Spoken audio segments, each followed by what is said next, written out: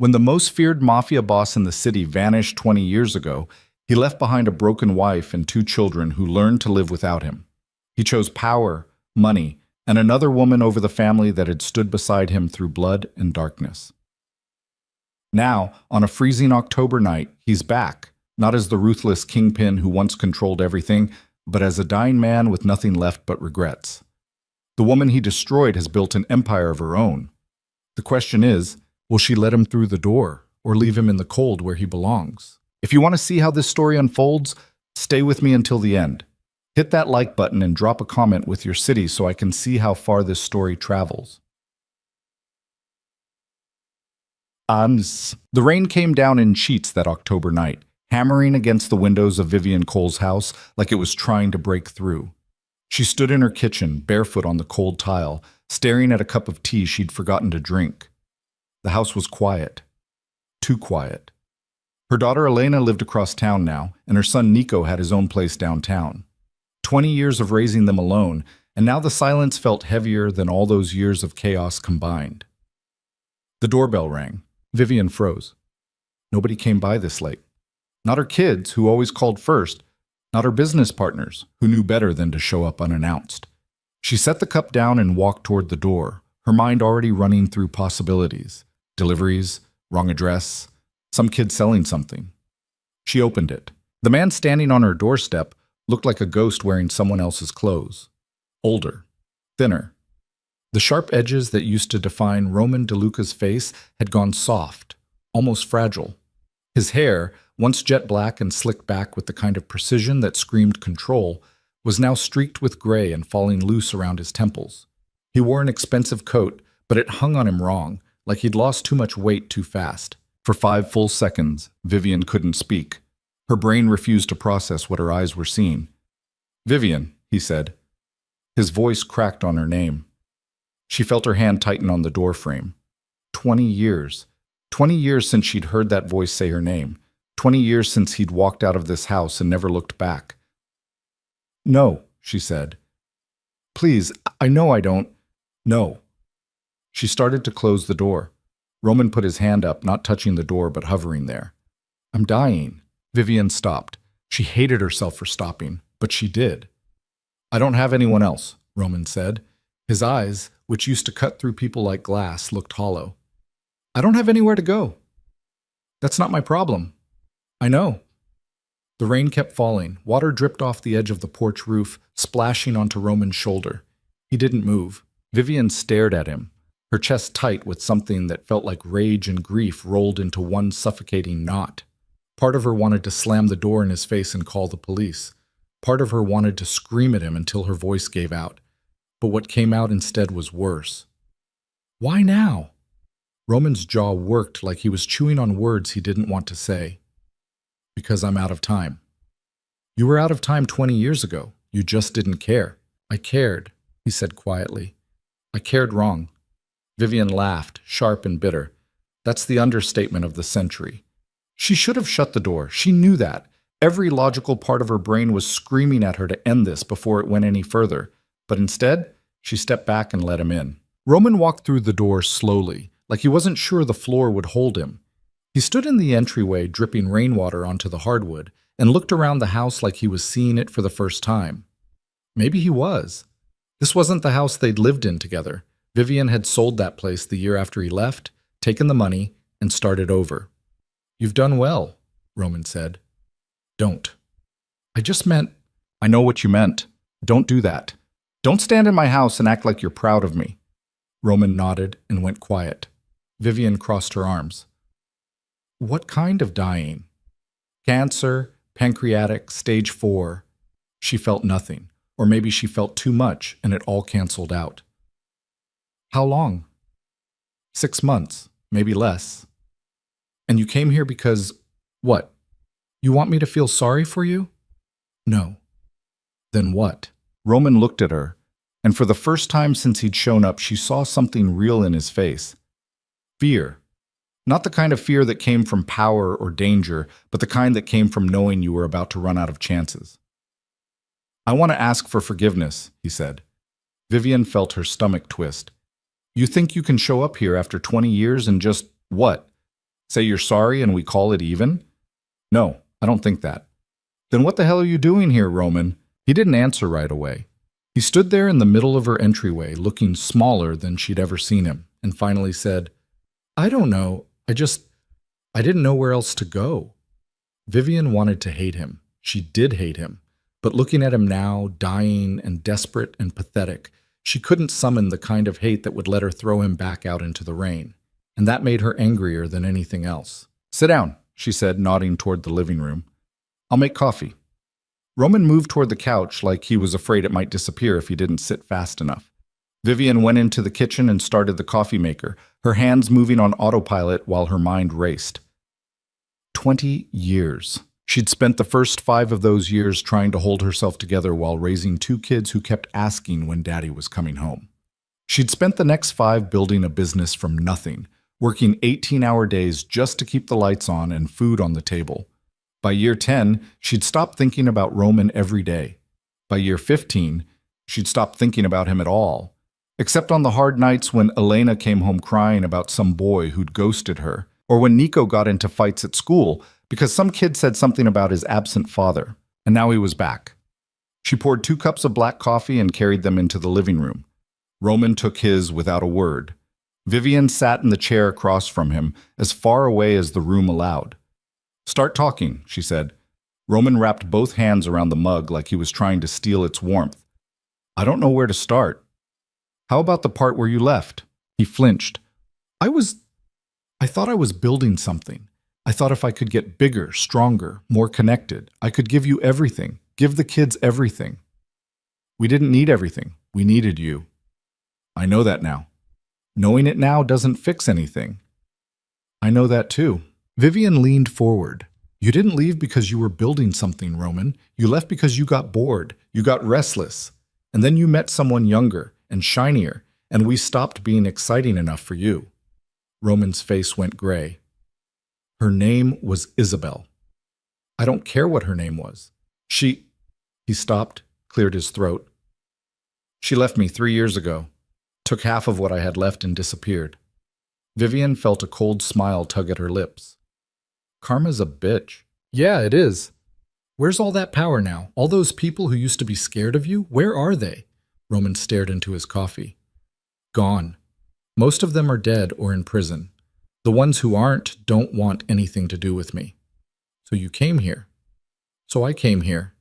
Vivian sat back, her arms still crossed. You said you wanted forgiveness. From who? Me? The kids? All of you, if you'll listen. Elena and Nico don't even know you're alive. I told them you were dead. Roman looked up, shock spreading across his face. You, what? I told them you died in a car accident when they were little. It was easier than explaining why their father chose someone else over them. Vivian, don't. Her voice came out hard and sharp. You don't get to be upset about that. You left. You made that choice. I had to clean up the mess. Roman set his coffee down, his hands shaking. I need to see them. No. Please. They think you're dead, Roman. They've been living with that for 20 years. You don't get to show up and tear that open just because you're running out of time. I'm their father. Vivian stood up, her whole body vibrating with rage. You stopped being their father the second you walked out that door. You don't earn that title back just because you're dying. Roman stood too, slower, his face pale. I'm not asking you to forgive me. I know I don't deserve that. But they deserve the truth. The truth? Vivian's voice rose. The truth is that you abandoned your family for another woman. The truth is that you didn't call, didn't write, didn't send a single damn dollar to help raise your own children. The truth is that I had to lie to them because the real story was too ugly to tell. That's the truth, Roman. You want me to dump that on them now? Yes. His voice was quiet but steady. If it means they know I'm sorry, if it means they get a chance to tell me what I did to them, then yes. Vivian stared at him, her chest heaving. She wanted to scream. She wanted to throw him out. But underneath all that anger was something worse, a tiny, traitorous part of her that wondered if he was right. They're not kids anymore, she said finally. They're adults. They have their own lives. You don't get to blow those up because you're dying. I know. If I do this, if I even think about doing this, it's on my terms, not yours. You don't show up at their houses, you don't call them, you don't do anything unless I say so. Understand? Roman nodded. Understood. And if they don't want to see you, you walk away. No arguments, no begging, you just go. Okay. Vivian turned away from him, her hands curling into fists at her sides. You can stay tonight. Guest room upstairs, second door on the left. Tomorrow we'll figure out what comes next. Thank you. Don't thank me. I'm not doing this for you. Roman didn't respond. He just stood there, looking lost in the middle of her living room, until Vivian walked away and left him alone with his coffee and his regrets. Upstairs, Vivian sat on the edge of her bed and stared at her phone. She'd have to call Elena and Nico tomorrow.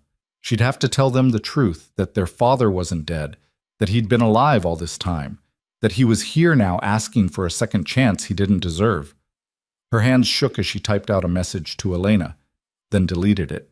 Typed another one to Nico, then deleted that too. How do you tell your children that you lied to them for 20 years? How do you explain that you did it to protect them, even if it was the wrong choice? She didn't have the answers. All she had was the sick feeling in her gut that Roman's return was going to rip open wounds she'd spent 2 decades trying to heal. Downstairs, Roman sat on the couch and stared at the wall. The house smelled different than he remembered, cleaner, newer. Like Vivian had scrubbed away every trace of the life they'd had together and replaced it with something better. He didn't blame her. He thought about Isabel, the woman he'd left Vivian for. She'd been 26 when they met, beautiful and sharp and hungry for the kind of life he could give her. He'd been 42, drunk on power, and stupid enough to think it would last forever. It hadn't. Isabel had stayed with him for 15 years, right up until the money started drying up and the enemies started circling. Then she'd taken what she could carry and vanished. No goodbye. No explanation. Just gone. He'd tried to hate her for it, but he couldn't. Not when he'd done the exact same thing to Vivian. Now he was here, sitting in the house of the woman he'd destroyed, begging for scraps of forgiveness he didn't deserve. And the worst part was, he didn't even know if it would matter. Maybe Elena and Nico would hear him out and tell him to go to hell. Maybe they'd refuse to see him at all. Maybe he'd die alone, just like he deserved. But he had to try. Not because it would fix anything, but because dying without trying felt like the final, unforgivable sin. The next morning, Vivian came downstairs to find Roman sitting at the kitchen table, looking like he hadn't slept. She didn't ask. She just poured herself coffee and sat across from him. I'm calling Elena and Nico today, she said. Roman nodded. Okay. I'm telling them the truth. All of it. And then I'm asking them if they want to meet you. If they say no, you leave. If they say yes, we do it on neutral ground. Not here, not their places, somewhere public. Whatever you think is best. Vivian studied him. You look terrible. I feel terrible. Good. Roman almost smiled. Almost. You were always honest. Don't do that. Do what? Act like we're old friends reminiscing. We're not. I'm doing this for Elena and Nico, not for you. I know. Vivian stood up, taking her coffee with her. I'll let you know what they say. She left him sitting there and went into her office, closing the door behind her. Then she picked up her phone and called Elena. It rang 3 times before her daughter answered. Hey, Mom, what's up? Vivian closed her eyes. I need to tell you something, and it's going to be hard to hear. There was a pause on the other end. Okay, you're scaring me. Your father isn't dead. Silence. Elena? What? Her daughter's voice came out small and confused. What are you talking about? Your father, Roman, he's alive, he's here, and he wants to see you and Nico. Another long silence. Then, quietly, I don't understand. Vivian felt tears burn at the corners of her eyes, but she kept her voice steady. I lied to you. When you were little, I told you he died because I didn't know how else to explain why he left. But he didn't die. He chose someone else. And he's been gone ever since. He's been alive this whole time. Elena's voice cracked. This whole time, and you... Mom, how could you... I'm sorry, I thought I was protecting you. Protecting me? Elena's voice rose, sharp and angry. You lied to me for 20 years. You let me grieve someone who wasn't even dead. I know, and I'm sorry. Why is he here now? Vivian swallowed hard. He's dying. Cancer. He doesn't have long, and he wants to ask for forgiveness. Elena didn't respond right away. When she finally spoke, her voice was ice. I don't want to see him. You don't have to. Does Nico know? Not yet. I'm calling him next. Don't. Elena's voice shook. Don't do this over the phone. If you're going to destroy his life too, at least do it in person. The line went dead. Vivian sat there, staring at her phone, feeling like the floor had just dropped out from under her. She'd known it would be bad, but hearing the betrayal in Elena's voice was worse than she'd imagined. She called Nico next. He answered on the first ring. Mom, what's wrong? Can you come over? I need to talk to you and Elena together. Is everything okay? No, but I'll explain when you get here. 2 hours later, Elena and Nico sat on Vivian's couch, looking like they'd been hit by a truck. Vivian had told them everything, the truth about Roman, the lies she'd told, the fact that he was upstairs in the guest room right now. Nico stood up, pacing. So he's just here, in this house? Yes. And you let him in? Yes. Why? Nico's voice was rising. Why would you do that? Because he's your father. He's not my father, Nico shouted. A father doesn't walk out and disappear for 20 years. A father doesn't choose some other woman over his own kids. Elena sat perfectly still, her hands folded in her lap. She looked pale and hollow, like someone had scooped out everything inside her and left only the shell. Elena, Vivian said gently, say something. Elena looked up, her eyes dry but filled with something dark and cold. I want to see him. Nico turned to stare at her. What? I want to see him, Elena repeated. I want to look him in the face and ask him why. You don't owe him that. I know, but I owe it to myself. Nico ran both hands through his hair, looking lost. This is insane. Probably, Elena said, but I'm doing it anyway. Vivian stood up. If you're sure, I'm sure. Then I'll bring him down. Roman came downstairs slowly, his hand gripping the railing like he needed it to stay upright. When he reached the bottom and saw Elena and Nico standing in the living room, he stopped. For a long moment, nobody moved. Then Elena spoke, her voice steady and cold. So you're him. Roman nodded. I'm him. You don't look like much. I'm not. Nico stepped forward, his jaw tight. Why are you here? Roman met his son's eyes. Because I'm dying, and I wanted to see you before I go. That's it? That's the whole reason? No, I also wanted to say I'm sorry. Nico laughed, harsh and bitter.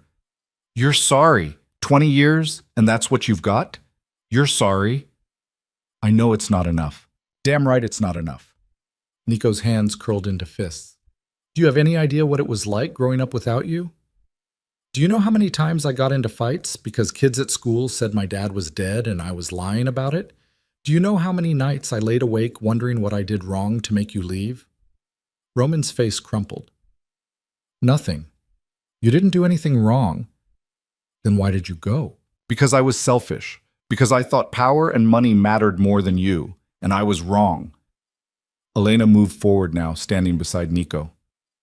Who was she? Her name was Isabel. Did you love her? Roman hesitated. I thought I did. More than us? No, never more than you. But I was too stupid to see that until it was too late. Elena's voice dropped to a whisper. Where is she now? Gone. She left me 3 years ago. Good, Elena said flatly. I hope she took everything. Roman nodded. She did. The room went quiet. Vivian stood off to the side, watching her children face the man who destroyed their childhood, and she felt her heart break all over again. Finally, Nico spoke. I don't forgive you. I know.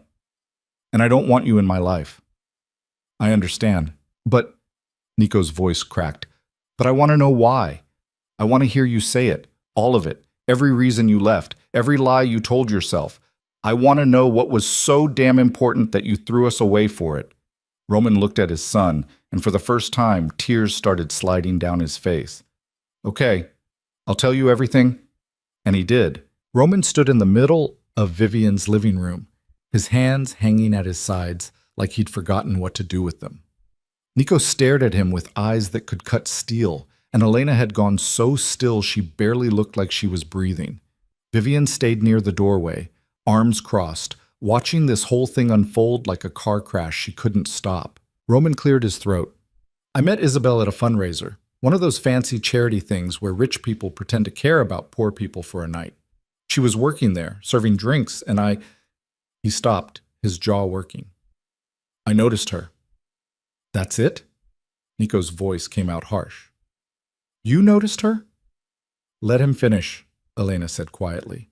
Roman nodded, grateful for the reprieve he didn't deserve. She was young, 26. I was 42, running half the city, and I felt old. Like everything good had already happened, and all that was left was maintaining what I'd built. And then she smiled at me, and I felt young again, powerful again. So you threw us away because some woman smiled at you? Nico took a step forward. That's the big explanation? No, it's more complicated than that. Then uncomplicated. Roman looked at Vivian, but she gave him nothing. No sympathy, no help, just that same cold stare she'd had since he showed up. He turned back to Nico. I was drowning, Roman said. In the work, in the violence, in all the things I had to do to keep the empire running. Your mother, he glanced at Vivian again. She was the only thing keeping me human. She was the conscience I didn't have, and I resented her for it. Vivian's expression didn't change, but something flickered in her eyes. I resented that she made me feel guilty, Roman continued. I resented that she wanted me home for dinner when I had people to meet and deals to close. I resented that she looked at me like I was capable of being better when all I wanted was to stop pretending I wasn't exactly what everyone said I was, a criminal who'd gotten lucky. So you left? Elena said. Her voice was flat, emotionless. You left because Mom expected too much from you. I left because I was a coward. Because it was easier to start over with someone who didn't know what I'd become than to face the man I'd turned into. Nico shook his head, his hands balled into fists. You keep talking about yourself, about how hard it was for you. What about us? What about the fact that you had 2 kids who needed you? I know. Do you? Because it doesn't sound like you do. Roman's face went gray. I thought about you every day. Bullshit. I did. I thought about calling. I thought about coming back, but the longer I stayed away, the harder it got. And Isabel, she made it easy to pretend none of it had happened. She didn't ask about my past. She didn't want to know about the family I'd left behind. She just wanted the version of me I was presenting, and that was enough. Elena stood up, her movement slow and deliberate. She walked toward Roman until she was close enough to see the lines carved into his face, the gray in his hair, the hollowness in his eyes. Did you even try to find out what happened to us? She asked. Roman swallowed. Yes. And? I kept tabs.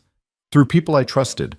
I knew when you graduated high school. I knew when Nico got into that fight and broke his hand. I knew when your mother started her business and turned it into something real. Vivian's voice cut through the room like a knife. You knew all of that, and you never once reached out? Roman turned to her. What would I have said? Sorry I abandoned you, but I'm doing great with my new life? There was nothing I could say that wouldn't make it worse. So you just watched, Vivian said, like we were some TV show you could tune into whenever you felt like it. I'm not defending it. I'm just telling you the truth. The truth, Vivian repeated, her voice dripping with contempt. The truth is you're a coward who ran away and then didn't have the guts to come back until you were dying and had nowhere else to go. Roman didn't argue. He just stood there and took it. Nico moved closer, his voice shaking with rage. Did you love her, Isabel? Did you actually love her, or was she just an escape? Roman looked at his son, and for the first time since he'd started talking, he seemed to struggle with the answer. I don't know. I thought I did. But looking back, I think I just loved the idea of her, the way she made me feel like I was still in control of something. And when did that stop working? When she left. When I realized she'd only ever wanted the money and the power, not me. By then, everything was falling apart. The business, the connections, the empire I'd built. and I had nothing left except the knowledge that I'd traded my real family for a fantasy. Elena's voice came out quiet, almost a whisper. How did she leave you? Roman's shoulders sagged. I came home one day and half the house was empty. She'd taken jewelry, cash, anything she could sell, left a note that said she'd met someone younger and didn't see the point in sticking around for the decline. Karma, Elena said softly. Yeah. Karma. Nico turned away, pacing toward the window. So what do you want from us? You want us to feel sorry for you? You want us to say it's okay that you destroyed our childhood because you got what was coming to you? No. I want you to know the truth. I want you to know that leaving you was the worst decision I ever made, and that no amount of money or power or ego was worth what I lost. That doesn't fix anything. I know it doesn't. Then why are you here? Nico spun around, his eyes burning. Why come back now? Why not just die alone like you deserve? Roman flinched, but he held his ground. Because I wanted you to have the chance to tell me what I did to you. I wanted to hear it, to sit with it, to know exactly what I destroyed. Elena moved back to the couch and sat down, her hands folded in her lap. Okay, you want to hear it? I'll tell you. Roman nodded. I was 7 when you left, Elena began. Her voice was steady, controlled, but underneath it was something raw and bleeding. I remember waking up one morning and asking Mom where you were. She said you had to go away for work. I believed her. I believed her for weeks. I kept waiting for you to come home. And you never did. Roman's eyes filled with tears, but he didn't look away. By the time I was 10, Mom told us you were dead. Car accident, she said. Quick and painless. I cried for days. I wore black to school. Other kids made fun of me, but I didn't care because I thought you were gone forever. And you know what the worst part was? What? Roman's voice cracked. Part of me was relieved, because at least if you were dead, it meant you hadn't chosen to leave. It meant something took you away from us, instead of you just deciding we weren't worth staying for. Roman's face crumpled, and he covered it with his hands. I grew up thinking every man I ever loved would disappear, Elena continued. I sabotaged every relationship I had because I was so scared they'd leave me the way you did. I pushed people away before they could hurt me, and I blame Mom for it. I blamed her for not being enough to make you stay, even though it was never her fault. It was yours. Roman lowered his hands. His face was wet, his eyes red. I'm sorry. I don't care if you're sorry. Sorry doesn't give me back the years I spent thinking I wasn't good enough for my own father to stick around. Nico stepped forward again, his voice quieter now, but no less intense. You want to know what it was like for me? Roman nodded. I became you, Nico said. Or at least I tried to. I got into fights. I acted tough. I made sure nobody could get close enough to hurt me, because if my own father didn't think I was worth staying for, why would anyone else? Nico, I'm not done. Nico's jaw tightened. I spent years trying to figure out what I did wrong. Was I too loud, too quiet, too needy, not smart enough, not strong enough? I replayed every memory I had of you over and over, looking for the moment where I screwed up and made you leave. You didn't do anything wrong. I know that now, but I didn't know it then, and by the time I figured it out, I'd already built my whole life around the idea that I wasn't enough. Roman looked at her, surprised by the question. It fell apart. The people I trusted turned on me. The ones who didn't get arrested got killed. The business dried up. By the time Isabel left, I had maybe 10% of what I'd built, and most of that was dirty money I couldn't touch without ending up in prison. Where is it now? Gone. Lawyers, medical bills, paying off old debts so I didn't get shot before the cancer could finish me off. Nico laughed bitterly. So you're not just dying, you're broke too. Yeah. Good. Roman nodded slowly. I deserve that. Damn right you do. Elena stood up again, restless. Do you have any idea what Mom went through after you left? Roman looked at Vivian. I can imagine. No, you can't, Elena said sharply. She had 2 kids to raise, no job, and a reputation in this city as the wife of a criminal. Nobody wanted to hire her. Nobody wanted to help her. She had to start from nothing and build everything herself while we were asking her every day when you were coming back. I know. No, you don't, Elena's voice rose. You don't know what it's like to watch your mother cry herself to sleep and then wake up the next morning and pretend everything's fine so her kids don't fall apart. You don't know what it's like to realize your mom is working 3 jobs just to keep the lights on because the man who promised to take care of her walked away. Vivian's voice was quiet but firm. Elena, no, Mom. He needs to hear this. Elena turned back to Roman, her eyes blazing. She built a multi-million-dollar company from scratch. She put us both through college without taking a single loan. She did all of that without you, and she did it better than you ever could have. Roman looked at Vivian, something like awe in his expression. I always knew you were stronger than me. Don't, Vivian said coldly. Don't try to turn this into some compliment. I didn't do it to prove anything to you. I did it because I had to. Because my children needed a parent who wouldn't abandon them. Roman's shoulders slumped. I know. Nico walked over to the window and stared out at the rain, which had started up again. What do you want from us, Roman? And don't say forgiveness, because we both know that's not happening. Roman took a shaky breath. I want the chance to answer your questions. I want to sit here and let you tear me apart if that's what you need. And when I die, I want you to know that I spent my last days facing what I did instead of running from it. That's it? That's it. Elena crossed her arms, mirroring her mother. And if we tell you to leave and never come back, then I leave and never come back. Just like that? Just like that. Vivian stepped forward, her voice cutting through the tension. I think we need a break. This is too much all at once. Nico turned from the window. I need air. Me too, Elena said. Roman looked between them, his face pale and drawn. Can I see you again? Nico and Elena exchanged a glance. Some silent conversation passed between them, the kind only siblings who'd survived the same war could have. Finally, Nico spoke. Maybe. We'll let Mom know. Okay. Elena grabbed her coat.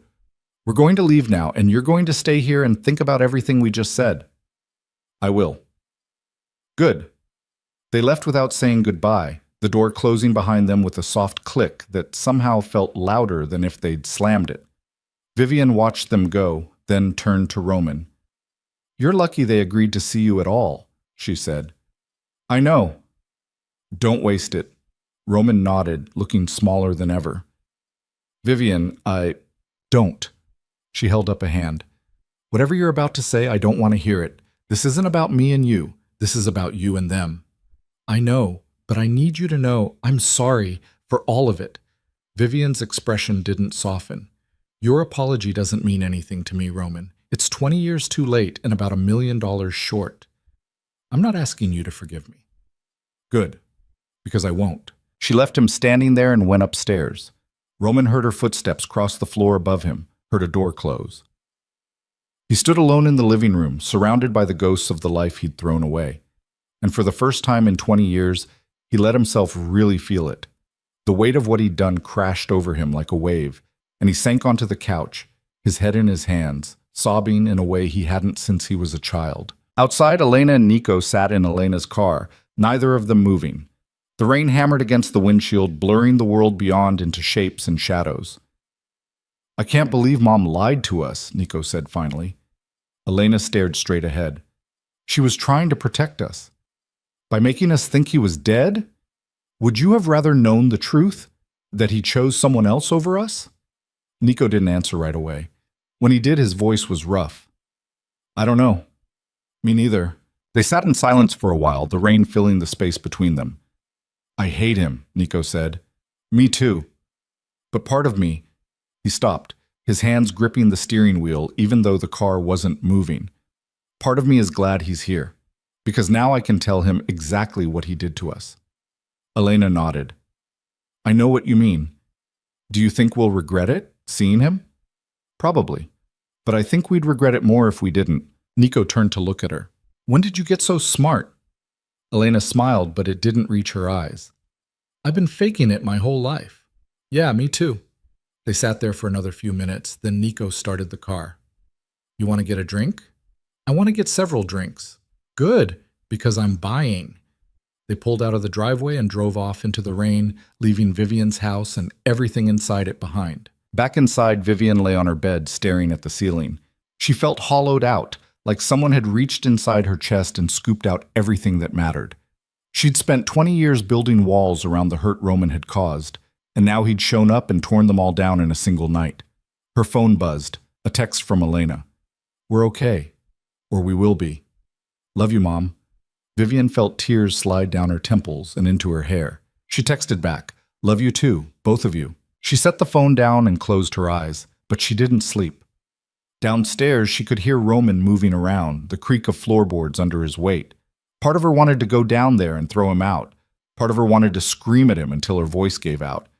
But mostly, she just felt tired. The next morning, Roman woke up on Vivian's couch with a crick in his neck and the worst headache he'd had in months. The cancer medication made everything worse. Sleep, pain, nausea, all of it. He sat up slowly, his joints protesting, and found Vivian in the kitchen making coffee. "You look like hell," she said without turning around. "Feel like it too." She poured 2 cups and set one on the counter in front of him. He took it, grateful. "Elena and Nico texted me last night," Vivian said. "They want to see you again, but it has to be on their terms." Roman's head snapped up. "They do?" "Don't get excited. They're not doing it for you. They're doing it for themselves." "I understand." "Do you?" Vivian turned to face him, her expression hard. "Because if you screw this up, if you hurt them any worse than you already have, I will make sure you regret it for whatever time you have left." Roman met her eyes. "I won't screw it up." "You better not." She handed him a piece of paper with an address on it. "This Saturday, 2 o'clock. It's a cafe downtown, public, neutral. If you're late, they're leaving." "I'll be there." "And Roman," Vivian's voice dropped, "if you die before Saturday, I'm telling them you were too much of a coward to show up." Roman almost smiled. "Fair enough." Vivian left him with his coffee and went to get ready for work. She had a business to run, deals to close, a life that didn't revolve around Roman DeLuca and his deathbed apologies. She'd given him a place to stay because her children needed closure, but that didn't mean she had to like it. Roman spent the rest of the week in Vivian's guest room, weak and sick, and trying not to think about Saturday. The cancer was eating him alive from the inside out, and the medication only dulled the edges. He'd already outlived the doctor's initial estimate by 2 months, but he could feel time running out. On Friday night, Vivian knocked on his door. "What?" he called. She opened the door and stepped inside, her face unreadable. "I need to tell you something." Roman sat up in bed. "Okay. If you're doing this to make yourself feel better about dying, it won't work. Elena and Nico aren't going to absolve you. They're not going to make your last days peaceful and redemptive. You're going to carry what you did all the way to the grave, and there's nothing you can do about it." Roman nodded slowly. "I know." "Then why are you here?" "Because they deserve the truth, and because I deserve to hear what I did to them." Vivian studied him for a long moment. "You really have changed, haven't you?" "I don't know if I've changed or if I've just finally stopped lying to myself." "Maybe they're the same thing." She left without another word, closing the door softly behind her. Saturday came too fast. Roman got dressed in the nicest clothes he had left, a shirt that hung loose on his frame, and pants he had to cinch tight with a belt. He looked at himself in the mirror and barely recognized the man staring back. The fierce, untouchable Mafia boss was gone. All that remained was a sick old man with more regrets than days left to live. Vivian drove him to the cafe without speaking. She pulled up to the curb and put the car in park. "You've got 2 hours," she said. "After that, I'm picking you up whether you're done or not." "Thank you." "I'm not doing this for you." "I know." Roman got out of the car and walked into the cafe. Elena and Nico were already there, sitting at a corner table with their backs to the wall. They looked up when he walked in, and for a second, nobody moved. Then Nico gestured to the empty chair across from them. "Sit down." Roman sat, and the reckoning continued. The cafe was half empty, which was probably why Elena had chosen it. Fewer witnesses to whatever was about to happen. Roman sat across from his children, his hands flat on the table because he didn't know what else to do with them. A waitress came by, and Nico ordered coffee for all 3 of them without asking Roman what he wanted. When she left, Elena spoke first.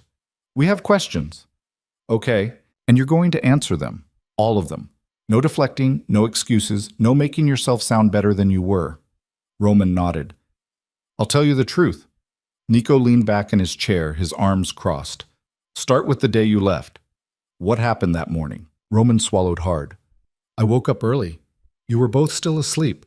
Your mother was in the kitchen making breakfast. I remember she was humming something. I don't remember what. And I stood in the hallway watching her, thinking this was the last time I'd see her do that. So you'd already decided, Elena said. Yeah, I'd decided the night before. Did you tell her?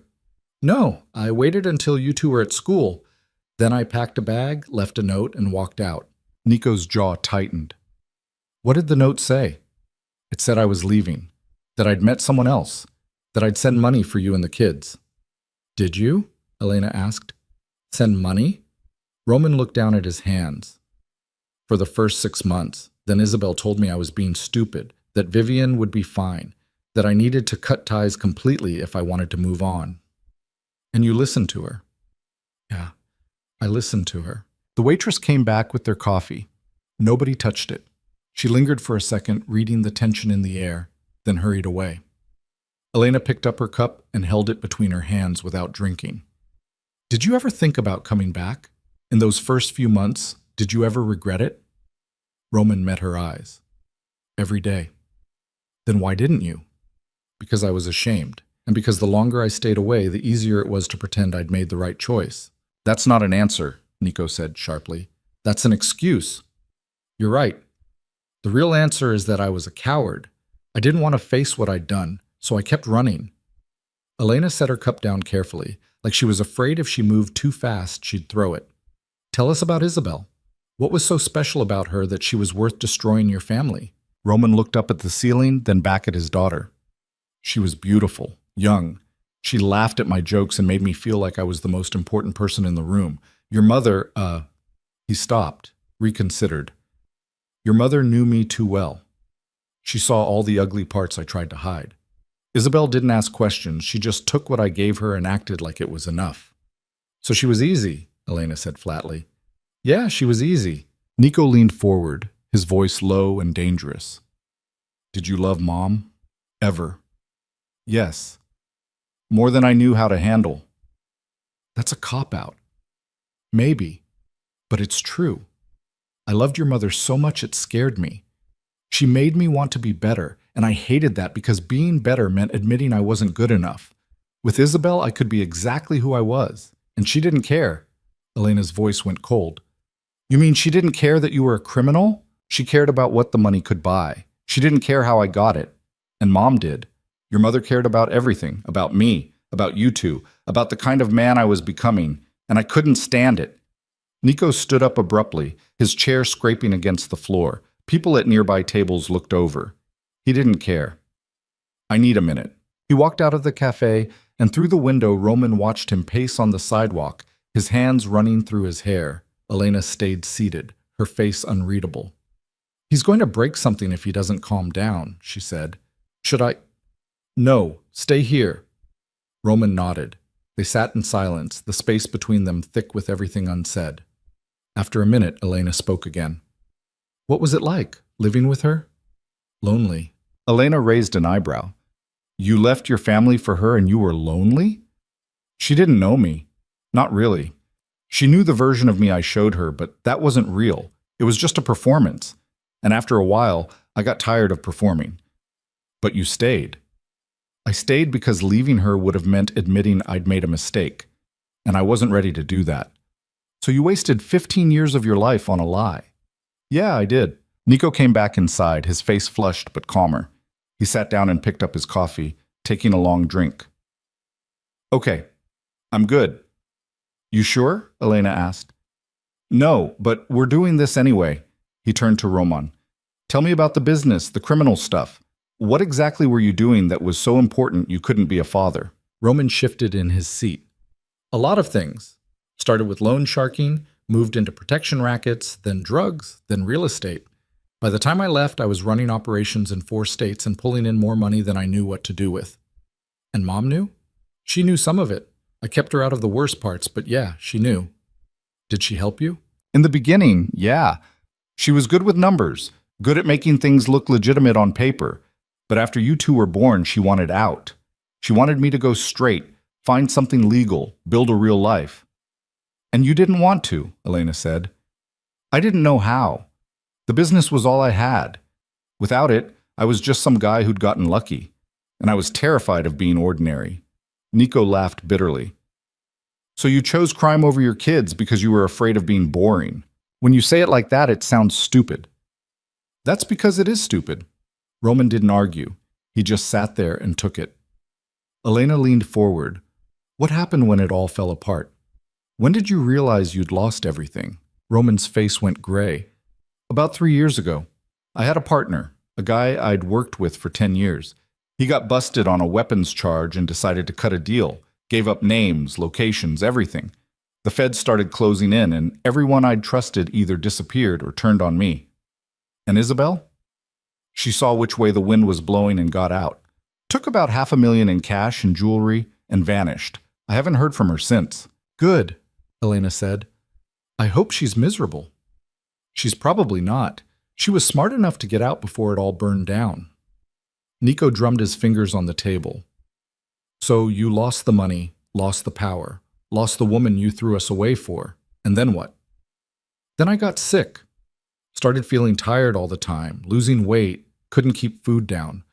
Went to a doctor and found out I had cancer, stage 4, terminal. How long have you known? About 8 months. Elena's voice sharpened.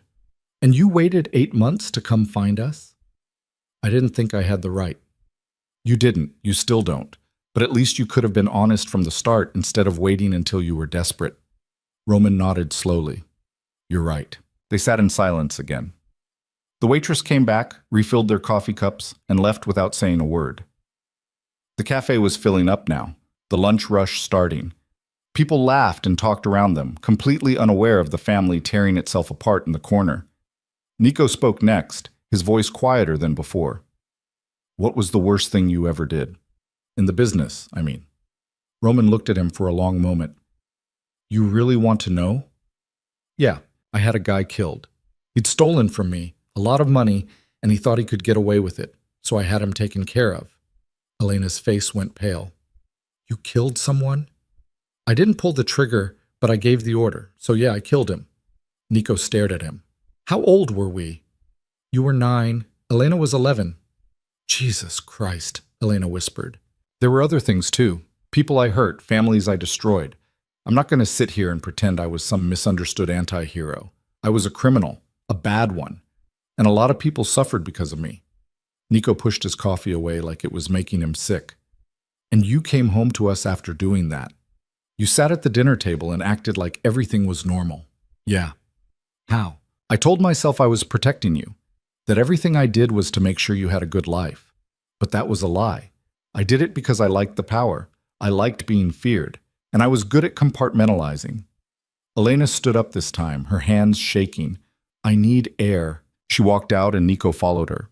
Roman sat alone at the table, surrounded by half-empty coffee cups and the wreckage of his confessions. He felt like he was being flayed alive, stripped down to the bone. And the worst part was, he knew he deserved every second of it. Outside, Elena leaned against the building, breathing hard. Nico stood next to her, not touching her, but close enough that she knew he was there. I can't do this, she said. Yes, you can. He had someone killed, Nico, while we were living in the same house, while we were sleeping down the hall. I know. And Mom knew. She had to have known. Maybe. Or maybe she didn't. Either way, it doesn't change what we're doing here. Elena turned to look at him. What are we doing here, really? We're making him face what he did. We're making him sit there and admit every ugly thing so that when he dies, he can't pretend he was anything other than what he was. And that's supposed to make us feel better? I don't know, but it's better than letting him walk away thinking we'd forgiven him. Elena nodded, wiping her eyes. Okay. Let's go back in. They walked back inside and sat down. Roman looked up at them, his face haggard. I'm sorry, he said. Stop saying that, Nico snapped. Every time you apologize, it sounds more hollow. Then what do you want me to say? Nothing. Just answer our questions and stop trying to make yourself feel better about it. Roman nodded. Okay. Elena took a breath and steadied herself. Did you ever think about us? When you were with her, living that life, did we ever cross your mind? All the time. I don't believe you. I swear. I thought about you every birthday, every Christmas, every milestone I was missing. I didn't let myself dwell on it. I pushed it down and kept moving. That's not thinking about us, Elena said. That's running from us. You're right. Nico leaned forward. What would you have done if we'd tried to find you? If we'd somehow tracked you down and showed up at your door? Roman's face went still. I don't know. Guess. I probably would have sent you away, told you I wasn't your father anymore, made up some story to protect the life I'd built with Isabel. So you would have rejected us a second time? Yeah, probably. Nico's hands curled into fists. You're a piece of shit. I know. No, I don't think you do. I don't think you have any idea what it's like to grow up wondering if you're worth anything at all because the one person who was supposed to love you unconditionally just walked away. Roman's voice came out broken. I'm sorry. I told you to stop saying that. I don't know what else to say. Then say nothing. Just sit there and feel what we've been feeling for 20 years. Roman did. He sat there in silence, his shoulders hunched, his face drawn, and let the weight of their pain crush him. Elena and Nico watched him, neither of them offering comfort or forgiveness. They just watched. After a while, Elena spoke again. Do you regret it? Leaving? More than anything. That's still not enough. I know. If you could go back and change it, would you? Roman looked at her, his eyes red. In a heartbeat. But you can't. No, I can't. Nico stood up, his jaw tight. I think we're done for today. Okay, Roman said quietly. Elena stood too. We'll let Mom know if we want to see you again. Thank you. Don't thank us. We're not doing this for you. They left without another word, walking out of the cafe and into the bright afternoon sun. Roman sat at the table for another 10 minutes, staring at nothing, before he finally got up and walked outside. Vivian was parked at the curb, her face unreadable behind sunglasses. He got in the car. How'd it go? She asked. About as bad as you'd expect. Good. She drove him back to the house in silence. When they got there, Roman went straight to the guest room and closed the door. Vivian stood in the kitchen, listening to the sounds of him moving around upstairs, and felt nothing. Later that night, Elena called. Mom? Yeah, honey. We saw him today. I know. It was... Elena's voice cracked. It was really hard. I'm sorry. Don't be. We needed to do it, but I need to ask you something. Okay. Did you know about the things he did? The people he hurt? Vivian closed her eyes. I knew some of it, not everything. Why didn't you leave him sooner? Because I was scared. I had 2 kids and no money and no skills that would get me a job that paid enough to support us. And I thought... She stopped, her throat tight. I thought if I stayed, I could keep him from getting worse. I thought I could fix him. You can't fix people, Mom. I know that now. Elena was quiet for a moment. I love you. I love you too, baby. We're going to see him again, Nico and me. We're not done yet. Are you sure? No, but we're doing it anyway. After they hung up, Vivian poured herself a glass of wine and sat on the couch in the dark. She thought about all the years she'd spent protecting her children from the truth. And now the truth was sitting upstairs in her guest room, dying slowly and taking everyone's peace with it. Upstairs, Roman lay in bed, staring at the ceiling. The cancer was getting worse. He could feel it eating through him, stealing his strength piece by piece. The pain medication made everything fuzzy, but it didn't stop the thoughts. He kept replaying the conversation at the cafe, hearing Elena and Nico's voices cutting into him, stripping him down until there was nothing left but the raw truth of what he'd done. He'd destroyed them. Not physically, but in all the ways that mattered. He'd taught them they weren't worth staying for, that love was conditional, that people left when things got hard. And now they were sitting across from him, 2 grown adults who'd spent their whole lives trying to make sense of the damage he'd caused, and all he could do was confirm their worst fears. He was a monster, not because of the crimes he'd committed or the people he'd hurt in the business, but because he'd looked at his own children and decided they weren't enough to make him stay. The next morning, Vivian found an envelope on the kitchen table. Her name was written on it in Roman's handwriting. She opened it. Inside was a letter. Vivian, I know you don't want to hear from me, and I don't blame you, but there are things I need to say, and I'm running out of time to say them. You were the best thing that ever happened to me, and I threw you away because I was too stupid and too proud to see it. You gave me everything, your loyalty, your love, your strength, and I repaid you by walking out. I don't expect forgiveness. I don't even want it, because I don't deserve it. But I need you to know that leaving you was the biggest mistake of my life. Everything I built after you was hollow. Every success felt empty because it wasn't built with you. And when it all came crashing down, the only thing I regretted was that I couldn't go back and choose you instead. You're stronger than I ever was. You always were. And I'm sorry I made you prove it the hard way. I hope when this is over, you can finally stop carrying the weight of what I did and just live. You've earned that. Roman. Vivian read it twice, then folded it and put it back in the envelope. She didn't cry. She didn't feel anything except a dull ache that had been there for so long it felt like part of her body. She left the letter on the counter and went to work. Over the next 3 weeks, Elena and Nico met with Roman 4 more times. Each meeting felt like pulling teeth, slow, painful, and necessary in a way none of them wanted to admit. They met at different places each time. A park bench, a diner on the edge of town, a library reading room where they had to keep their voices down, even when they wanted to scream. Roman answered every question they threw at him. He didn't defend himself, didn't try to soften the edges of what he'd done. He just told them the truth, raw and ugly, until they ran out of things to ask. By the 4th meeting, something had shifted. Not forgiveness, nothing close to that, but a kind of exhausted acceptance that this was as good as it was going to get. They were sitting in the diner, picking at fries neither of them wanted, when Nico asked the question that had been sitting in his chest since the first night Roman showed up. Do you think about dying? Roman looked up from his untouched coffee. All the time. Are you scared? Terrified. Elena studied him. Of what? The pain? No, the pain I can handle. I'm scared of dying alone, of going out knowing I wasted everything that mattered. You did waste it, Nico said flatly. I know.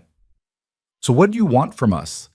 Some kind of deathbed reconciliation where we all hold hands and cry and tell you it's okay? No, I don't want that. Then what? Roman set his cup down carefully. I want you to remember me honestly, not as some monster, not as some tragic figure who deserved redemption, just as a man who made terrible choices and spent the rest of his life regretting them. Elena laughed, but there was no humor in it. You're asking us to carry your guilt after you're gone. No. I'm asking you not to lie about who I was. Don't make me better in memory than I was in life. Don't soften it for your kids someday. Just tell them the truth, that their grandfather was a selfish bastard who chose wrong and paid for it. Nico leaned back, his arms crossed. Why does that matter to you? Because I don't want anyone making the same mistakes I did. I don't want some kid hearing about me and thinking I was cool or powerful or worth emulating. I want them to hear the whole story and learn from it. Elena picked up a fry, then put it back down. You think that makes up for anything? No, but it's all I've got left. They sat in silence for a while. The diner was nearly empty, just them and an old man at the counter reading a newspaper. The fluorescent lights buzzed overhead, harsh and unforgiving. Finally, Nico spoke. Mom found your letter. Roman's head snapped up. She told you? She left it on the kitchen counter. I saw it when I went over there yesterday. Did she say anything about it? No, but she looked tired, more tired than usual. Roman's face crumpled. I shouldn't have written it. Probably not, Elena said. But you did. And now she has to deal with it. I wasn't trying to burden her. That's what you do, though. You burden people. You show up, dump all your regrets and apologies on them, and then expect them to carry it for you. Roman flinched. You're right. Stop agreeing with us, Nico snapped. It's not helpful. What do you want me to say? I don't know. Something that isn't just you're right and I'm sorry. Something that proves you actually understand what you did instead of just accepting it because it's easier than fighting back. Roman looked at his son, really looked at him, and saw the anger and pain and desperate need for something, anything, that felt real. You want to know what I understand? Roman said, his voice low. I understand that I destroyed your childhood. I understand that I taught you to expect abandonment from everyone you love. I understand that I made your mother into a single parent, who had to be twice as strong because I wasn't there. And I understand that no amount of apologies or explanations will ever undo that damage. Nico's jaw tightened. Keep going. I understand that you're sitting here with me, not because you care about me, but because you need to look me in the face and confirm that I'm not worth grieving. And I understand that when I die, you're going to feel relief more than sadness. And that's my fault. That's all my fault. Elena's voice came out quiet. Do you wish we hadn't let you back in? Roman thought about it. Sometimes. When I see how much pain this is causing you, I wish I'd just died alone somewhere and let you keep thinking I was already dead. But I'm selfish enough to be glad you gave me this chance. Even if it hurts you, even if it doesn't fix anything, I'm glad I got to see who you became. Nico stood up abruptly. I need to go. Okay. Don't follow me. I won't. Nico walked out, the bell above the door chiming as he left. Elena watched him go, then turned back to Roman. He's going to break eventually, she said. All that anger can't last forever. I know. When he does, don't try to comfort him. Just let him feel it. Okay. Elena picked up her coat. I'm leaving too, but I'll see you again. When? I don't know. When I'm ready. She left, and Roman sat alone in the diner with cold coffee and the check. He paid it and walked outside into the late afternoon sun. Vivian was supposed to pick him up in an hour, so he walked. His legs felt weak, his chest tight, but he kept moving. He ended up at a small park a few blocks away. There were kids on the playground, their parents watching from benches. He sat down on one and watched them play, thinking about Elena and Nico at that age. He'd missed all of this, the scraped knees and playground fights, and the pure, uncomplicated joy of being a kid. He'd traded it for money and power, and a woman who didn't even stick around when things got hard. A little girl ran past him, chasing a ball. She stopped, picked it up, and looked at him. Are you sad? She asked. Roman almost laughed. Yeah, a little. Why? Because I made some bad choices a long time ago, and I can't fix them. The girl tilted her head, considering this. My mom says you can't change the past, but you can change what you do next. Your mom's smart. I know. The girl smiled and ran off. Roman sat there for a long time after she left, thinking about what she'd said.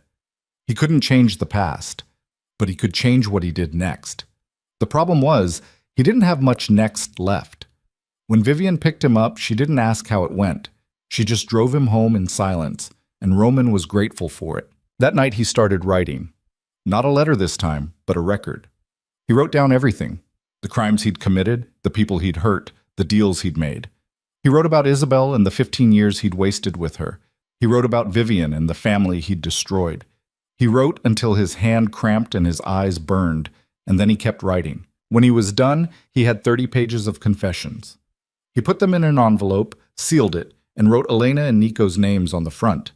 He'd give it to Vivian when the time came. They could decide what to do with it after he was gone. The next morning, Vivian found him in the kitchen, looking worse than usual. His skin had a gray tint to it, and he was moving slow like every step hurt. You need to go to the hospital, she said. I'm fine. You're not fine. You look half dead. I am half dead. Roman, I'm not going to the hospital. I'm not spending my last days in some sterile room with machines beeping at me. If I'm going to die, I'm doing it here. Vivian stared at him. Here? In my house? If you'll let me. That's not fair. I know. You don't get to put that on me. You don't get to die in my house and make me the one who has to deal with it. Roman looked at her, and for the first time since he'd shown up, he saw something close to desperation in his face. I don't have anywhere else to go. If you want me to leave, I'll leave. But I'm asking you, please, let me stay. Vivian felt something twist in her chest. She wanted to say no. She wanted to throw him out and let him die alone in some motel room somewhere. But looking at him now, broken and sick and pathetic, she couldn't do it. Fine, she said, but if you die here, you're doing it quietly. I'm not dealing with drama. Thank you. Don't thank me. I'm doing this because I don't want your death on my conscience. Roman nodded and went back to his coffee. Vivian left for work, but all day she couldn't shake the feeling that she'd just made a terrible mistake. That weekend, Elena and Nico came over for dinner. It was Vivian's idea, a normal family dinner, just the three of them, like they used to have before Roman showed up. But when they arrived, Roman was sitting in the living room and the whole thing felt wrong. Is he eating with us? Nico asked. Vivian shook her head. No, he's going to stay in there. Good. They sat down at the dining table, and Vivian served the food she'd spent all afternoon making. For a few minutes, they ate in silence. Then Elena spoke. How long is he going to be here? I don't know, Vivian said. His doctor said weeks, maybe a month. It's hard to say. And you're okay with that? No, but what am I supposed to do? Kick a dying man out onto the street? Yes, Nico said. That's exactly what you should do. I can't. Why not? Vivian set down her fork. Because as much as I hate him, I can't be that person. I can't be the one who sends him away to die alone. He deserves it. Maybe. But I don't deserve the guilt that would come with it. Elena reached across the table and took her mother's hand. We don't want you to have to do this. I know, but it's not your choice. It's mine. They finished dinner without talking much after that. When they were done, Elena and Nico helped clean up, and then they said their goodbyes. On the way out, Nico stopped in the doorway. Mom? Yeah? You're stronger than he ever was. You know that, right? Vivian felt tears prick at her eyes, but she didn't let them fall. I know. After they left, she went into the living room. Roman was still sitting there, staring at nothing. They hate me, he said. Can you blame them? No. Vivian sat down in the chair across from him. I need to ask you something, and I need you to be honest. Okay? Why did you really come back? And don't give me that line about wanting forgiveness. What's the real reason? Roman was quiet for a long time. When he finally spoke, his voice was barely above a whisper. Because I was scared of dying alone. Because I didn't want to go out with nothing and no one, just the memory of everything I'd destroyed. I thought if I could see you and the kids one more time, maybe it would mean something. Maybe I wouldn't feel so empty. And do you? Feel less empty? Roman looked at her, his eyes red. No, I feel worse because now I can see exactly what I threw away, and I know I'll never get it back. Vivian nodded slowly. Good. You should feel that. You should carry it all the way to the end. I will. She stood up and walked toward the stairs, then stopped. Roman? Yeah? That letter you wrote me. I read it. I'm sorry. I shouldn't have. I'm not finished. Her voice was hard. You said leaving me was the biggest mistake of your life. But you're wrong. The biggest mistake was coming back and making me relive it. She went upstairs before he could respond, leaving him alone in the dark. The next few weeks passed in a strange, suffocating rhythm. Roman got weaker. Some days he could barely get out of bed. Vivian hired a nurse to come in twice a week to check on him, but mostly she just stayed out of his way. Elena and Nico visited a few more times, but the visits got shorter, the conversations thinner. There wasn't much left to say. One night, Vivian was working late in her office when she heard a crash from upstairs. She ran up and found Roman on the floor of the bathroom, his face pale and sweating. I'm fine, he said, but his voice was weak. You're not fine. She helped him up, her hands under his arms, and was shocked by how light he felt. He was wasting away right in front of her.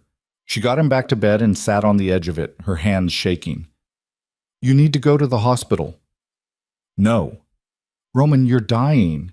I know. That's why I don't want to go. I want to die here, not in some hospital room. Vivian felt tears burn her eyes, but she blinked them back. I can't watch you die. Then don't. Just let me stay here until it's over. That's not fair to me. I know. Nothing about this is fair to you, but I'm asking anyway. She wanted to scream at him. She wanted to call an ambulance and let them take him away, but instead she just nodded. Okay, you can stay. Thank you. Stop thanking me. I'm not doing this because I want to. She left him there and went back downstairs. She poured herself a glass of wine and sat in the dark crying for the first time since he'd shown up. Not for him, but for herself. For the girl she'd been when she married him, full of hope and love and stupidity. For the woman she'd become, hardened and scarred, and carrying wounds that would never fully heal. Upstairs, Roman lay in bed, staring at the ceiling. He could feel his body shutting down piece by piece. The pain was constant now, a dull throb that the medication barely touched. He knew he didn't have much time left. He thought about Elena and Nico, about the look in their eyes the last time he'd seen them. They hadn't said goodbye, but he knew they wouldn't be back. They'd gotten what they needed from him, confirmation that he was exactly as broken as they'd thought. And now they were done. He thought about Vivian, about the way she'd looked at him when she said coming back was his biggest mistake. She was right. He should have stayed gone. He should have died alone in some anonymous place and let them keep believing he'd been dead for 20 years. But he'd been too selfish for that. He'd needed to see them one more time, even if it destroyed what little peace they'd found. He closed his eyes and tried to sleep, but the pain kept him awake. Somewhere downstairs he could hear Vivian moving around, and he wondered if she was crying. He hoped she wasn't. She'd cried enough for him already. The next morning, Elena called Vivian. "How is he?" "Bad, really bad." "Do we need to come over?"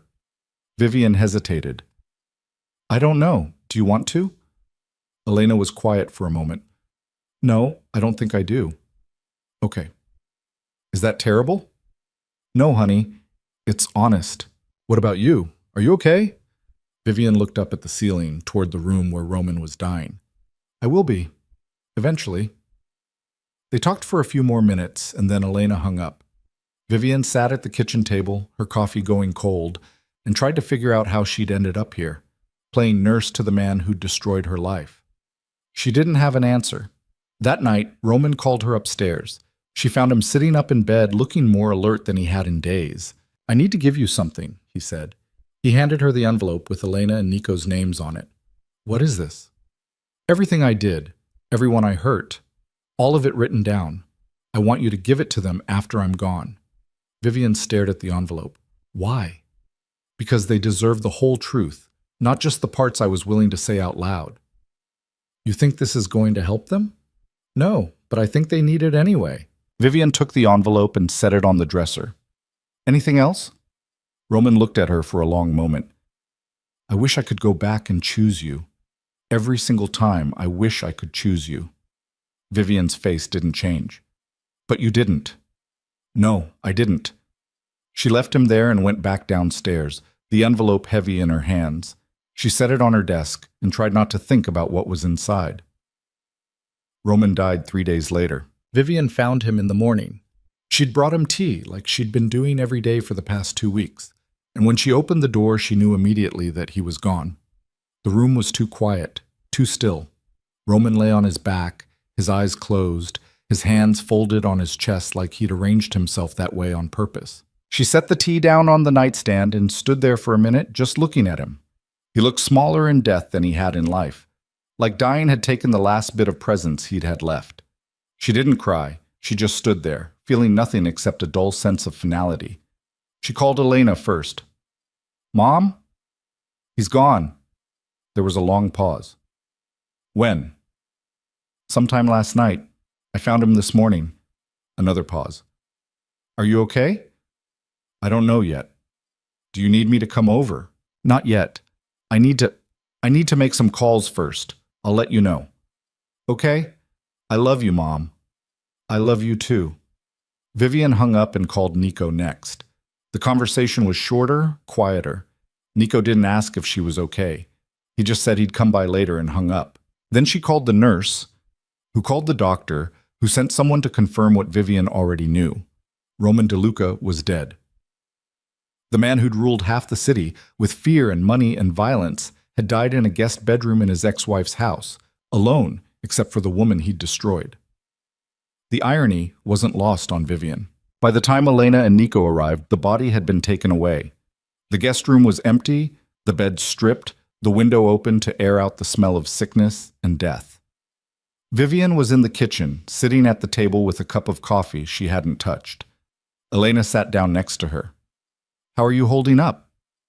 "I don't know. I thought I'd feel something. Relief, maybe. Or anger. But I just feel tired." Nico leaned against the counter, his arms crossed. "What happens now?" "There's a funeral home handling the arrangements. He left instructions. Cremation, no service, no burial plot. He said he didn't deserve one. He's right, Nico said. Elena shot him a look. Nico. What? I'm just saying what we're all thinking. Vivian looked up at her son. He left something for you, both of you. She went to her office and came back with the envelope. She set it on the table between them. What is it? Elena asked. He called it a confession. Everything he did, everyone he hurt. He wanted you to have it after he was gone. Nico stared at the envelope like it might explode. I don't want it. You don't have to read it now, or ever, but it's yours if you want it. Elena reached out and touched the envelope, then pulled her hand back. Did you read it? No. He said it was for you two, not me. What if we don't want to know? Then you don't have to. You can burn it if you want, but I promised him I'd give it to you, so here it is. They sat in silence for a while, the envelope sitting on the table like an accusation. Finally, Elena picked it up. I'll take it, she said. I don't know if I'll read it, but I'll keep it. Nico shook his head. I don't want anything from him. You don't have to read it, but if you change your mind, I'll have it. I won't change my mind. Elena slipped the envelope into her bag and looked at her mother. Are you going to the funeral home? Tomorrow, to sign some papers and pick up the ashes. What are you going to do with them? Vivian hadn't thought about it. I don't know. Throw them in the ocean, maybe, or just leave them at the funeral home. I don't really care. He'd probably want you to scatter them somewhere meaningful, Elena said. He doesn't get what he wants anymore. Nico almost smiled at that. Good. They stayed for another hour, drinking coffee and not talking much. When they left, Vivian went upstairs to the guest room and stood in the doorway. The room was clean now, sterile, like Roman had never been there at all. But she could still feel him in the walls, in the air, in the weight of everything he'd left behind. She closed the door and didn't open it again. The next day, Vivian went to the funeral home and signed the papers. They gave her a simple black urn with Roman's ashes inside. It was lighter than she expected, and that made her angry for some reason. A whole life reduced to a few pounds of ash and bone. She put the urn in the trunk of her car and drove to the ocean. It was a cold, gray day, the kind of day that matched how she felt inside. She parked at a beach access point and walked down to the water, carrying the urn under her arm like it was groceries. When she reached the sand, she stopped and looked out at the waves. She'd thought about bringing Elena and Nico, but this felt like something she needed to do alone. Not for Roman, but for herself. She needed to close this chapter once and for all. She opened the urn and walked to the edge of the water. The waves lapped at her shoes, cold and persistent. She upended the urn and watched the ashes scatter into the surf, mixing with the foam and disappearing into the gray-green water. When it was empty, she stood there for a minute, waiting to feel something. Closure, maybe. Or peace. But all she felt was the same tired emptiness she'd been carrying for weeks. She turned and walked back to her car, leaving the empty urn on a bench for someone else to deal with. 2 weeks later, Elena called. I read it, she said. The letter? Yeah. And? Elena's voice was thick. It's worse than I thought. The things he did, Mom, some of it is really bad. I know. How did you stay with him for as long as you did? Vivian leaned back in her chair. I didn't know about most of it. And the parts I did know, I convinced myself were necessary, that he was protecting us. Were you scared of him? Sometimes, but mostly I was just scared of being alone with 2 kids and no money. That's not a good reason to stay. I know that now, but back then I thought it was the only reason that mattered. Elena was quiet for a moment. Nico doesn't want to read it. He says he doesn't need to know the details to know Roman was a bad person. He's probably right. But I needed to know. I needed to see it all written out so I could stop wondering if maybe I was being too hard on him. And now I know I wasn't. If anything, I wasn't hard enough. What are you going to do with it? I don't know. Keep it, I guess. Maybe someday I'll show it to my kids, if I ever have any, so they know where they came from. You don't have to carry that, Elena. You can let it go. I know, but I think I need to carry it for a while longer, until it doesn't hurt anymore. They talked for a little while longer, and then Elena said she had to go. After she hung up, Vivian sat at her desk and thought about the letter, about all the terrible things Roman had written down, and she was glad she hadn't read it. She'd lived through enough of his damage. She didn't need to catalog it. A month after Roman died, Vivian started having trouble sleeping. She'd lie awake at night, staring at the ceiling, replaying the last few months over and over. She kept thinking about the look on his face when she told him coming back was his biggest mistake. She kept wondering if she'd been too cruel, if she should have shown him some measure of kindness at the end. But then she'd remember the years she'd spent raising Elena and Nico alone, the nights she'd cried herself to sleep, the fear and uncertainty and grinding work it had taken to build a life after he left. And she'd remember that she didn't owe him kindness. She didn't owe him anything. One night, she got out of bed and went downstairs. She poured herself a glass of whiskey and sat on the couch in the dark, and for the first time since Roman died, she let herself cry. Not for him, but for herself. For the girl she'd been when she married him, full of hope and love and trust. For the woman she'd become, hardened and scarred and carrying wounds that would never fully heal. She cried until she had nothing left, and then she went back to bed and slept better than she had in weeks. 6 weeks after Roman's death, Nico showed up at Vivian's house unannounced. She opened the door to find him standing there, his eyes red and his jaw tight. "I need to talk," he said. "Come in." They sat in the living room, and Nico stared at his hands for a long time before he spoke. "I keep thinking about him," he said finally. "About the things he said at that cafe, about how he thought about us every day but never came back." "Okay. And I keep going back and forth between being angry and being, I don't know, sad, I guess. Like I'm mourning someone I never really knew." Vivian nodded.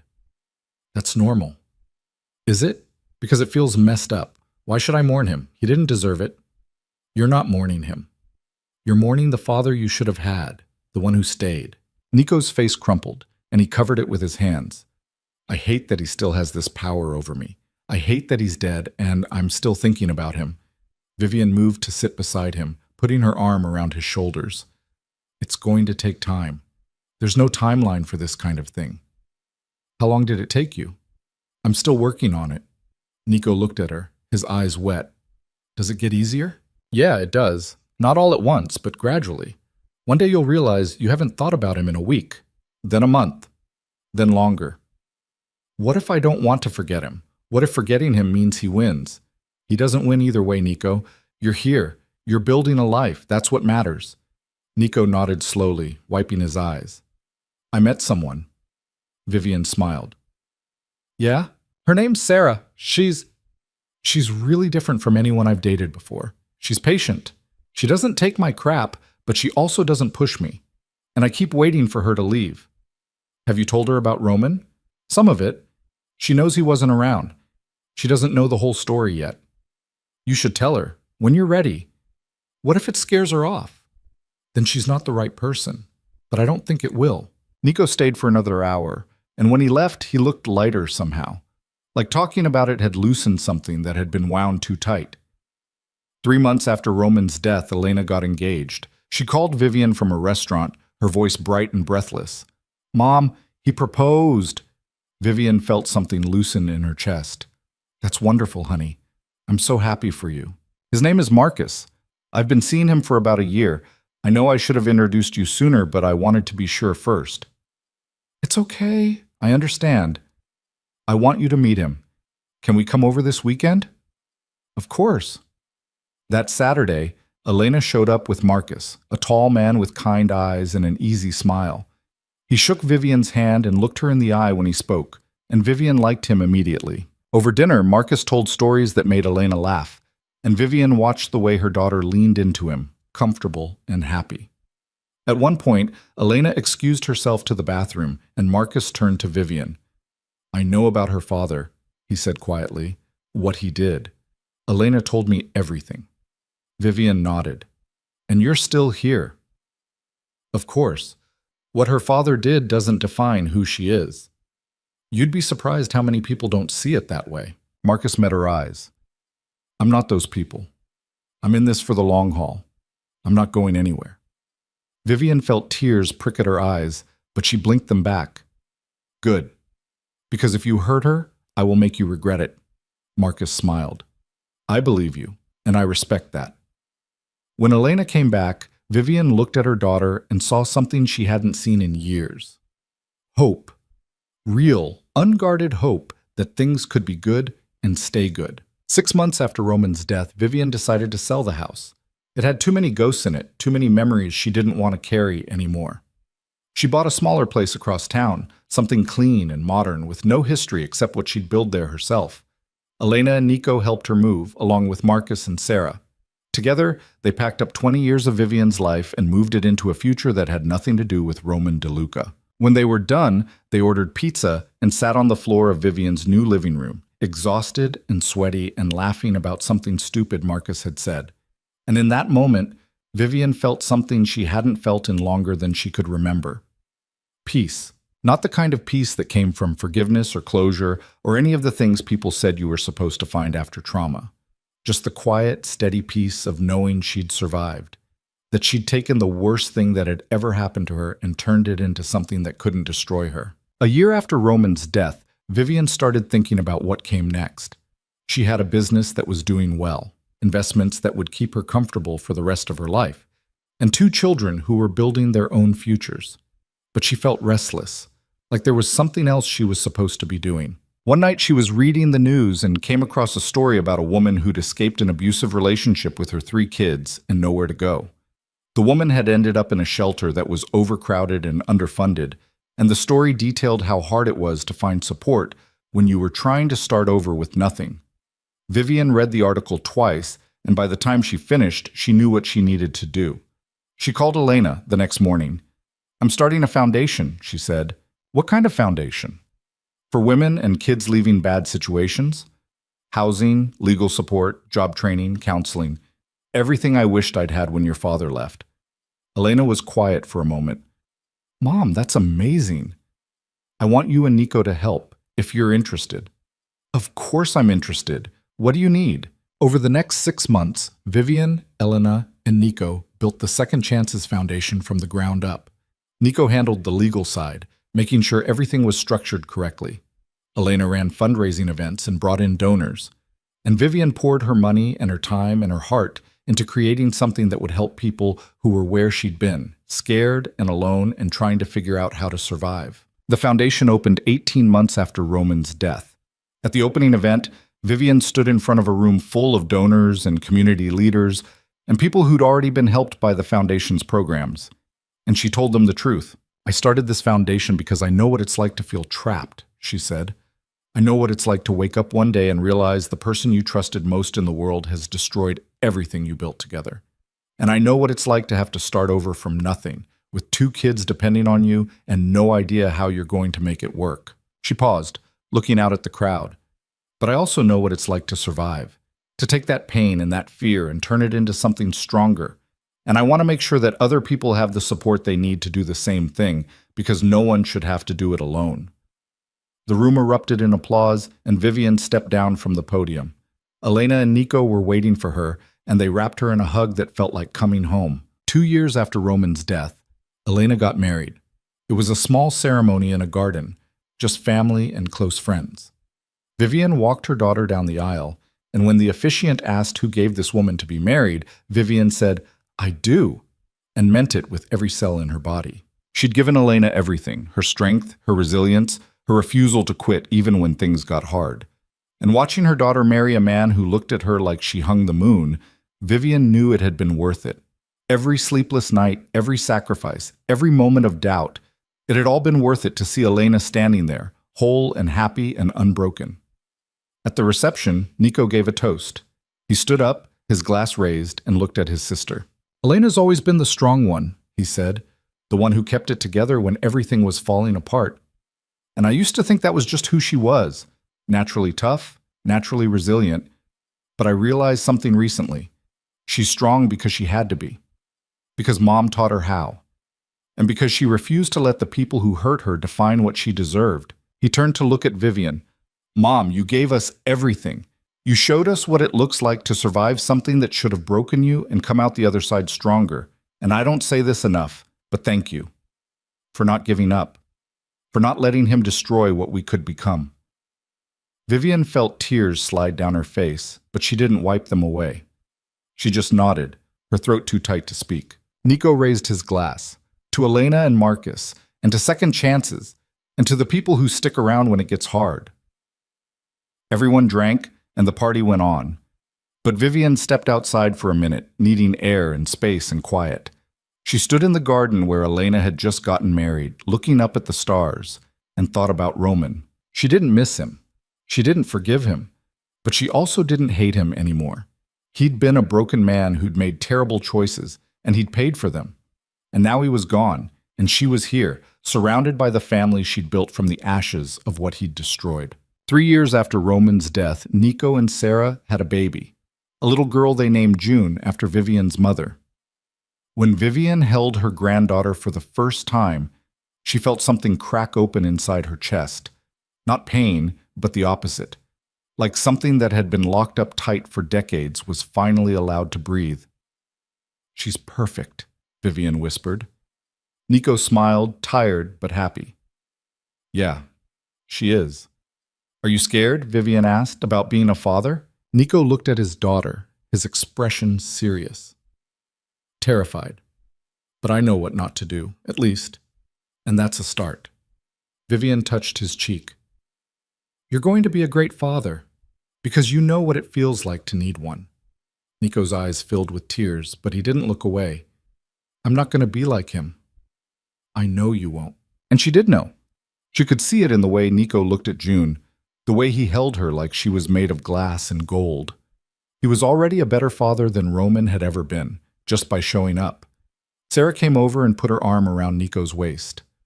"We were thinking about what to tell her, about Roman, I mean, when she's old enough to ask." Vivian considered this. Tell her the truth, that her grandfather made terrible choices and hurt a lot of people, but also tell her that her father broke that cycle, that he chose to be different. "That feels like a lot to put on a kid," Sarah said. "It is, but it's better than lying, and it's better than pretending the past didn't happen." Nico nodded.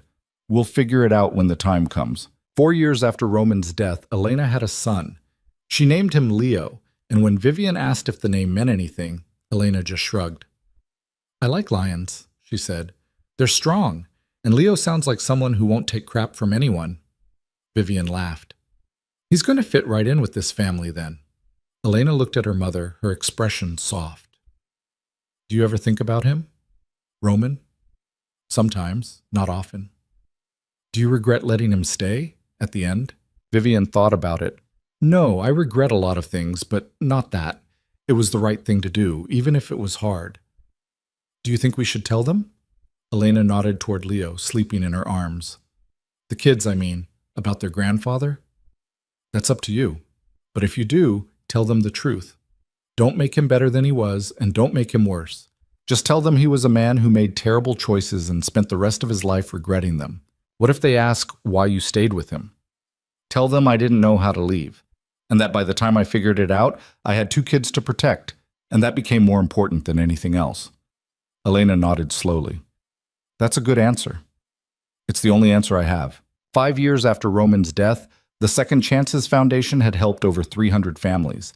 Vivian spent most of her time there now, working directly with the women who came through the doors looking for help. Some of them reminded her of herself, scared but determined, broken but not defeated. Others were worse off than she'd ever been, carrying trauma that went back generations. One afternoon, a woman named Maria came in with her 2 daughters. She was thin and pale, with bruises on her arms she tried to hide with long sleeves. The girls were quiet, watchful, the way kids got when they'd learned to disappear. Vivian sat down with Maria and listened to her story. It was familiar in all the ways that mattered. A husband who'd started out charming and ended up controlling, then violent. Years of trying to make it work for the kids' sake. Finally, the moment when Maria realized staying would kill her, either literally or in all the ways that mattered. "I don't have anywhere to go," Maria said, her voice shaking. "I don't have money. I don't have family. I need help." Vivian reached across the table and took her hand. "You came to the right place. We're going to help you." Over the next few months, Vivian watched Maria transform. The foundation got her into temporary housing, connected her with a lawyer who helped her file for divorce and a restraining order, and enrolled her in a job training program. The girls started smiling again, started acting like kids instead of soldiers. 6 months after Maria first walked through the door, she got a job as an administrative assistant at a law firm. It wasn't much, but it was enough. She moved into her own apartment with the girls, and when she came back to thank Vivian, she was crying. "You saved my life," Maria said. Vivian shook her head. "You saved your own life. I just gave you the tools to do it.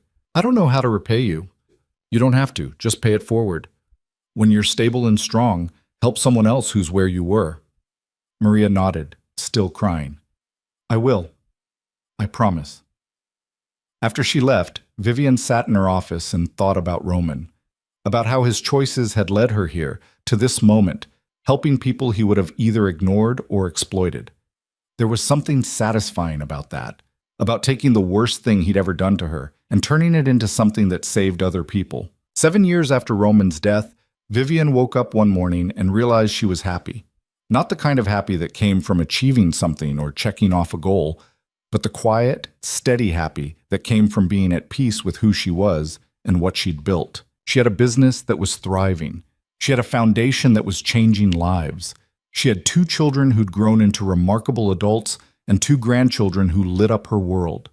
And she had herself, whole and strong and unbroken, despite everything that had tried to break her. That night, she took Elena and Nico out to dinner. They brought the kids, and the restaurant was loud and chaotic and perfect. At one point, Leo knocked over his juice and started crying, and June tried to comfort him by offering him her breadstick. Elena and Nico were both exhausted, their faces showing the wear of parenthood, but they were happy. Vivian looked around the table and felt her chest swell with something that might have been pride or love, or just deep, bone-deep gratitude. "Thank you," she said suddenly. Nico looked up. "For what?" "For being here. For surviving. For becoming people I'm proud to know." Elena reached across the table and took her mother's hand. "We wouldn't be here without you." "Yes, you would. You're stronger than you think." "We got it from you." Vivian smiled. "Maybe, but you made it your own." They finished dinner and walked out into the warm summer night. Vivian carried June on her hip while Elena held Leo's hand and Nico walked beside them, talking about something Sarah had said that made him laugh. And in that moment, Vivian understood something she hadn't before. Roman had tried to destroy them. He'd walked away and left them with nothing but pain and questions and wounds that should have broken them. But they'd survived. More than that, they'd thrived. They'd taken the ashes of what he'd burned down and built something beautiful. And that was the real ending to Roman DeLuca's story.